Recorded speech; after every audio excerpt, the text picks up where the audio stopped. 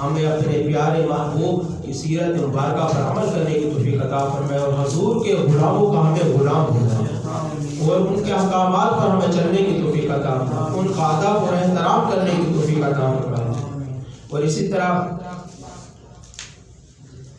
ایک واقعہ حضرت سلطان باہو رضی اللہ تعالیٰ عنہ کے حوالے سے، زیادہ ٹائم تو نہیں ہو گیا، حضرت سلطان باہو رحمۃ اللہ تعالیٰ علیہ، اور پھر باہو اگر ہم آپ کا یہ دیکھ لیں اسم اعظم، تو یہ اس کو الٹا پڑھ کے دیکھیں تو کیا بنتا ہے؟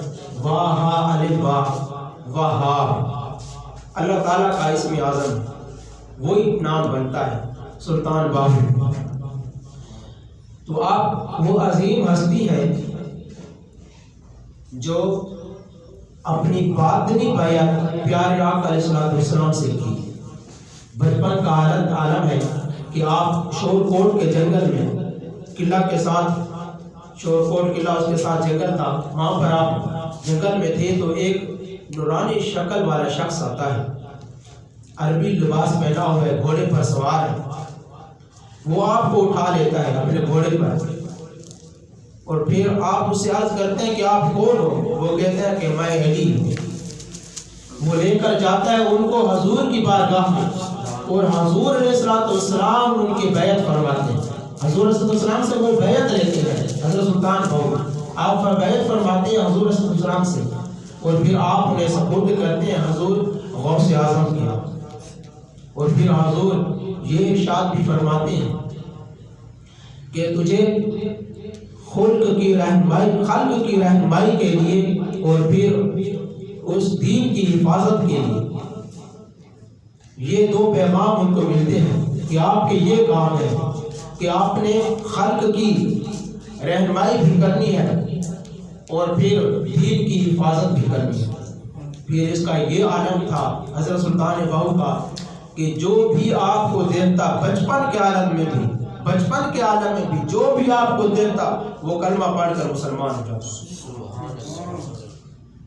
ایک مرتبہ آپ بیمار ہو جاتے ہیں تو پھر آپ کے مریدین وہ جاتے ہیں ایک حکیم کے پاس کہ آپ چلیں، اور پھر حضور سلطان باہو رحمۃ اللہ تعالیٰ علیہ کی طبیعت بہت ہی خراب ہے، آپ کی طبیعت ناساز ہے، تو وہ کہتے ہیں کہ میں نے آپ کی خدمت میں حاضر نہیں ہونا، کیونکہ مجھے میرے والد نے یہ وصیت کی تھی، اس نے مجھے منع کیا تھا کہ آپ نے سلطان باہو کو نہیں ملنا، اس سے بات نہیں کرنی، اس کے سامنے نہیں آنا، جو بھی اس کے سامنے آتا ہے وہ کلمہ پڑھ کر مسلمان ہو جاتا ہے، تو میں نے اس بات کو اپنایا ہوا ہے۔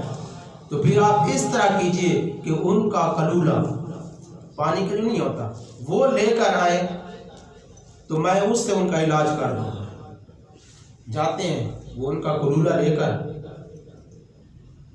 حاضر ہوتے ہیں اس کے پاس، حکیم کے پاس، جب وہ دیکھتا کلولہ تو کھڑا ہو کر کلمہ پڑھنا شروع کر دیتا ہے۔ انہوں نے کہا کہ یہ کیا وجہ ہے؟ ابھی تو کہہ رہا تھا کہ میں نے ان کے سامنے نہیں چلا، جو بھی ان کے سامنے جاتا ہے کلمہ پڑھ کر مسلمان ہو جاتا ہے، تو پھر آج کیا وجہ ہے کہ تو نے صرف وہ پانی کا کلولہ دیکھا اور کلمہ پڑھ کر مسلمان ہو گیا؟ اس نے کہا کہ یہ جب میں نے دیکھا تو یہ مجھے ایسا لگا کہ یہ اس بندے کا ہے کہ جس کی خشیت کی وجہ سے اپنا جگر بھی ختم ہو چکا ہے، کٹ چکا ہے اس کا جگر خشیت الہی کی وجہ سے، لیکن وہ پھر بھی زندہ ہے۔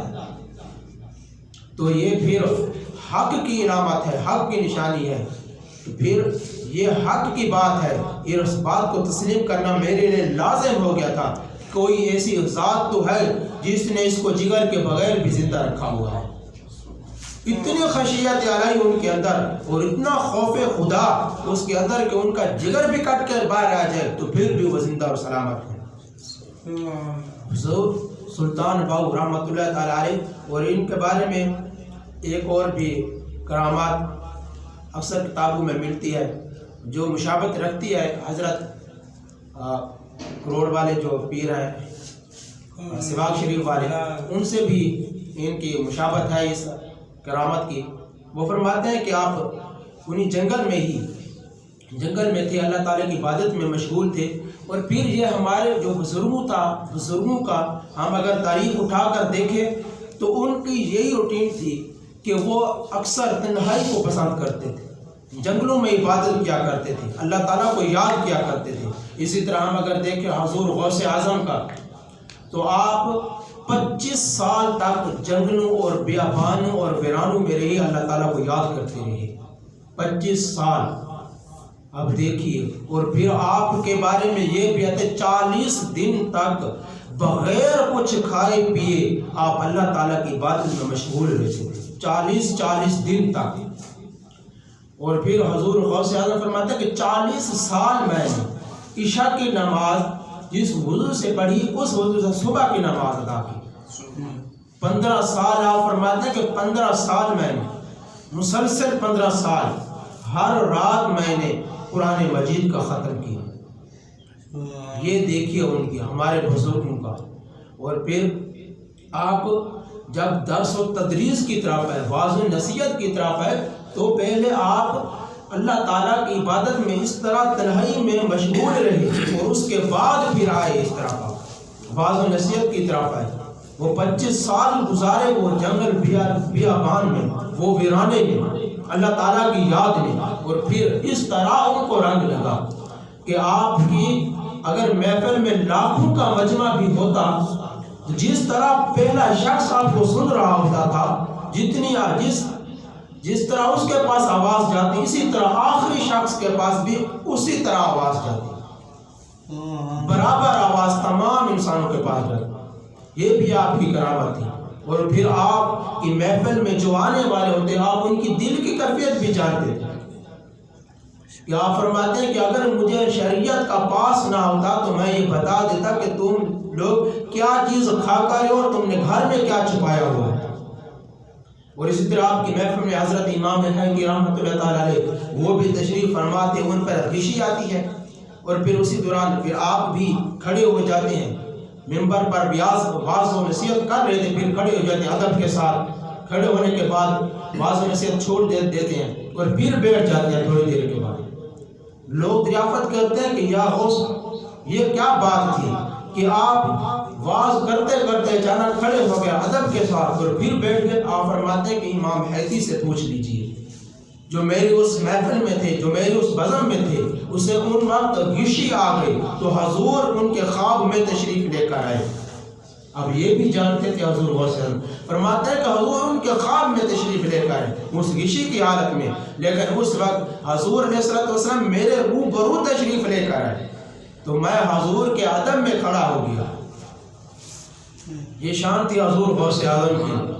تو ہم بات کر رہے تھے حضرت سلطان بہو رحمۃ اللہ تعالیٰ علیہ کی. تو آپ جنگل میں تھے، اللہ تعالیٰ کی عبادت میں مشغول تھے. ایک قافلہ آتا ہے، قافلہ آ کر پوچھتا ہے، ایک غیر مسلم تھا قافلہ، وہ آ کر دریافت کرتے ہیں کہ ہم نے کروڑ جانا ہے، ہمیں راستہ بتا دیجیے. تو آپ پھر کیا کہتے ہیں؟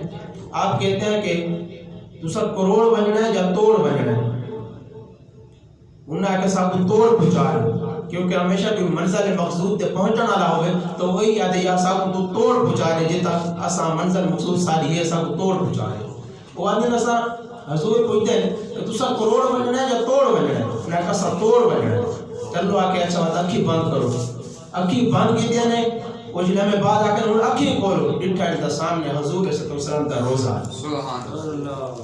آگے سارے بولتا ہے اے منزل مقصود ہے جتنا سا توڑ پہنچاونا ہوئے نا سوا اتنا پہنچا رہے ہیں.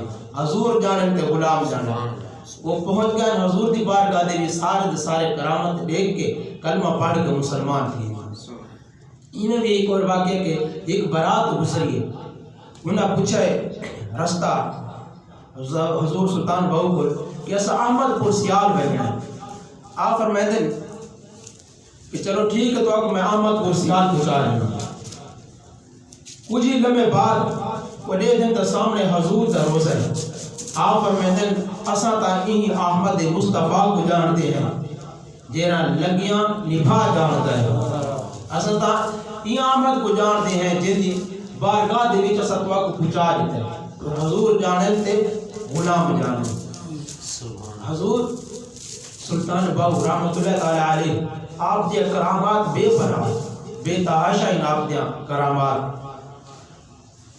اللہ تعالیٰ نے اپنے بندیاں کو نوازا ہے اور انہاں بھی اللہ تعالیٰ دی بارگاہ دے وچ عبادت کی ہے. حضور صلی اللہ علیہ وسلم دے نال محبت رکھی ہے, حضور دے اصحاب نال محبت رکھی ہے, حضور صلی اللہ علیہ وسلم دے نال محبت رکھنا نال محبت رکھی ہے.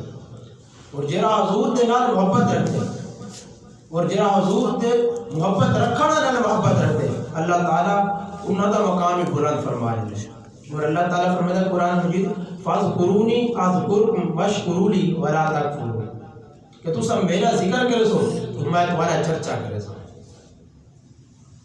اور اللہ تعالیٰ نے اپنے محبوب بندیاں دا ایمیں شان انہاں دی فضیلت کو بلند کیا.